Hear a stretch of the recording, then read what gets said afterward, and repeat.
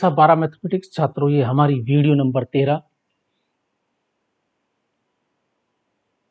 Chapter number 3 matrices चल रहा था और हम इसका आर्टिकल 3.8 व्युत्क्रमणीय अवयव इन्वर्टेबल मैट्रिसेस पढ़ाते हैं कि क्या होता है इन्वर्टेबल मैट्रिक्स, व्युत्क्रमणीय अवयव क्या होता है।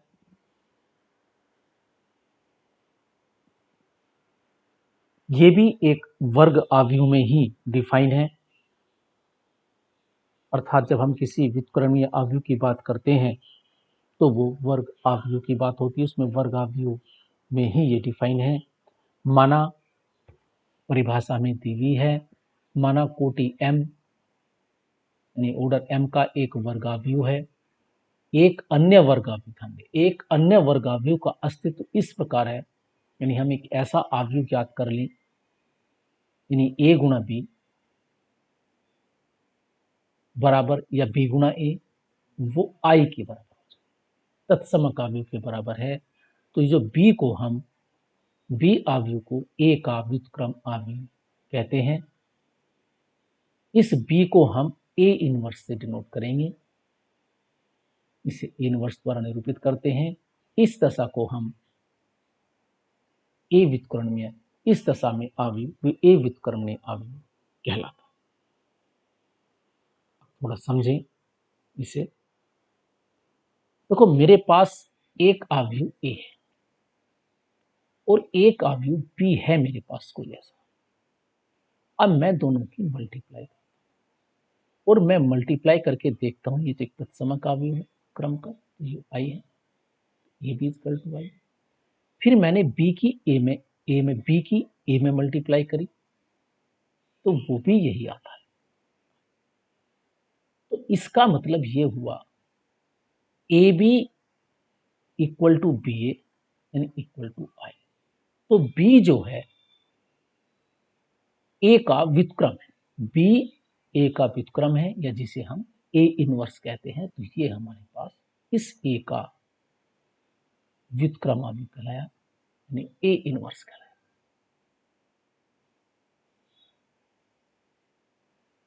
a की पावर -1 सिर पर रखी जाएगी ये माइनस, तो इसे हम इनवर्स,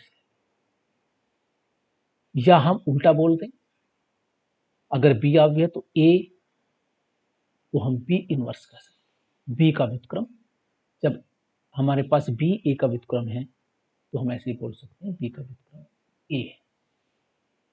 तो दूसरे शब्दों में b बराबर a इनवर्स या a b का अवयव, a अवयव b का व्युत्क्रम, a बराबर b इनवर्स कह सकते हैं। यहाँ b a, तो b अवयव a का व्युत्क्रम है। व्युत्क्रम की परिभाषा समझ में आई। तो ए b equal to b equal to y अगर है तो b जो है, मतलब कि हम b की बात करते हैं क्योंकि a हमने माना है, तो जो हमने b एक नया हमारे पास आया, तो b जो है वो a का व्युत्क्रम अवयव। जैसे हमारे पास 2 गुणा 1/2 1 होता है, तो 2 का व्युत्क्रम 1/2 होता है। 1/2 गुणा 2 1 होता है, तो एक दूसरे के व्युत्क्रम है। तो हमें नंबर 2 है, तो 2 का व्युत्क्रम क्या हुआ 1/2, 2 गुणा 1/2 बराबर 1 होता है। नंबर्स की बात कर रहा हूं मैं। तो ये हमारे पास कहलाता है व्युत्क्रमणीय अवयव। इसने कहा किसी आयताकार अवयव का व्युत्क्रम अवयव नहीं होता, क्योंकि गुणनफल ए बी गुणा बी परिभाषित होने में समान या अनिवार्य नहीं है कि ए बी समान कोटि का वर्ग है। तो हमारे पास क्योंकि गुणन होना चाहिए, ए बी और बी होना चाहिए, तो वर्ग में ही डिफाइन है, आयत में डिफाइन नहीं हो पाता गुणन। अब हम इसके कुछ और हमें देखते हैं व्युत्क्रम अवयव की अद्वितीयता, यूनिकनेस ऑफ इनवर्स। देखो, एक अवयव यदि ए है तो उसका केवल एक ही इनवर्स हो सकता है, उसके 2 इनवर्स नहीं हो सकते। मान लिया 2 है, तो ये कहता है डेफिनेशन, मान लीजिए एक अवयव है ए आई जे, एम कोटि का वर्ग अवयव है। यदि संभव हो कि मान लीजिए बी तथा सी ए के 2 व्युत्क्रम अवयव, मान लिया हमने 2 है बी और सी, तो हम दिखाएंगे बी और सी तो आपस में बराबर है, तो अर्थात यूनिकनेस है, दोनों एक ही हैं, चाहे कितने मान लो वे वही एक ही नंबर होगा। तो देखो जब a का व्युत्क्रम b है तो ए बी इजकल टू आई ये होना चाहिए, और मैंने a का व्युत्क्रम c भी माना है तो A C equal to C equal to I. अब मुझे दिखाना है b बराबर c, तो मैं लेकर चलता b, तो b equal to b I लिख सकते हैं, किसी भी मैट्रिक्स में i से मल्टीप्लाई करके वही आता है, i का मतलब तत्समक अवयव। अब इस i की जगह मैंने ए सी लिख दिया यहां, किससे, समीकरण 2 से।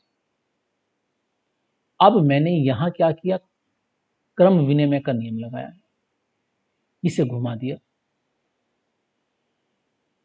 इसे बी ए लिख लिया और इंटू सी, क्रम विनिमय गुणन में परिभाषित है साहचर्य का नियम, साहचर्य का नियम, तो बी ए लिख लिया। और बी ए क्या है, अब यहां देखा, अब हमने फर्स्ट इक्वेशन लगाई, तो बी इक्वल टू क्या है, आई, यहां आई, और आई इंटू सी क्या होता है सी, तो बी इक्वल टू सी है। तो यदि हमारे पास, इसे कहते हैं व्युत्क्रम अवयव की यूनिकनेस ऑफ इनवर्स, अर्थात एक अवयव का यूनिक अर्थात केवल एक ही व्युत्क्रम हो सकता है, इनवर्स हो सकता है। अब इसके बाद हमें यह भी बहुत अच्छे प्रमेय हैं, यदि ए और बी समान कोटि के व्युत्क्रमणीय अवयव हों तो प्रूफ करना है ए बी का होल इनवर्स बराबर है बी इनवर्स इंटू इनवर्स, ये आपस में क्या होते हैं, इंटरचेंज हो जाते हैं, इनका क्रम विनिमय हो जाता है। ए बी का इनवर्स बराबर होता है b inverse into a inverse, ऐसे डैश होता है ट्रांसपोज में, ए बी का डैश बराबर b dash into a dash होता है, इनवर्स में भी। अब हम इसे प्रूफ करते हैं। देखो एक व्युत्क्रमणीय अवयव की परिभाषा से हम जानते हैं, हमें प्रूफ करना है ए बी का इनवर्स, देखो ध्यान रहे, ए बी एक मैट्रिक्स है, बी एक मैट्रिक्स है, ए गुणा बी एक नया मैट्रिक्स है, मान लो ए बी सी मान लिया हमने, ये हमारे पास सी है, तो सी का इनवर्स हमें प्रूफ करना है। तो ए बी लिया हमने, एक मैट्रिक्स सी है, और सी का इनवर्स आई, किसकी, व्युत्क्रमणि की परिभाषा। तो एक व्युत्क्रमणीय अवयव की परिभाषा से लिए, तो हम ए बी का इनवर्स जब हमारे पास है तो हम लिख सकते हैं A B inverse equal to आई।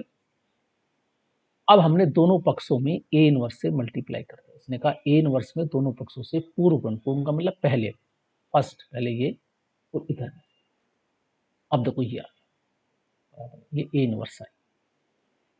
इसके बाद यहां हमने साहचर्य का नियम लगाया, ये इधर चला गया, ये ब्रैकेट हमने इधर के इधर कर लिया, ए इनवर्स से आई, और इस आई की जगह ए इनवर्स आई जो होता है, हम जानते हैं किसी तत्समक अवयव किसी से गुणा करते हैं तो वो वही आ जाता है, इनवर्स ही रहेगा, क्योंकि आई की मल्टीप्लाई करके किसी अवयव में यदि आई से यदि तत्समक से गुणा करते वही नंबर आता है।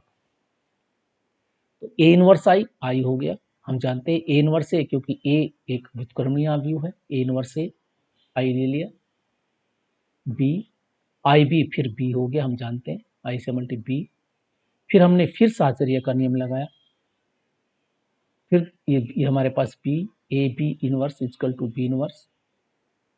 अब हमने बी इनवर्स से फिर मल्टीप्लाई करी दोनों साइड, यहां आने के बाद हमने दोनों पक्षों में फिर बी इनवर्स से मल्टीप्लाई करी, पहले हमने ए से करी थी पूर्व वही पूर्व गुणा करी, पूर्व गुणा दोनों पक्षों में पूर्व गुणा, पूर्व का मतलब फर्स्ट राइट साइड में, लेफ्ट साइड में इधर, तो बी इनवर्स बी, फिर इसमें हमने क्या करा, बी इनवर्स बी आई हो गया, A B inverse B inverse, तो ए B inverse equal to B inverse, तो हम माने, तो हमने ये दिखाया कि A B inverse equal to B inverse, क्योंकि व्युत्क्रम की परिभाषा से तो ये हमारे पास ये हुई। तो ये हमने बताया इन्वर्टेबल मैट्रिक्स व्युत्क्रमणीय अवयव क्या होता है, क्या उसकी डेफिनेशन है, और उसके प्रमेय से संबंधित हमने 2-3 ये की। तो व्युत्क्रमणीय अवयव हम बता चुके, यदि ए कोटि m का एक वर्ग अवयव है और यदि एक अन्य वर्ग अवयव का अस्तित्व है, तो एक ऐसा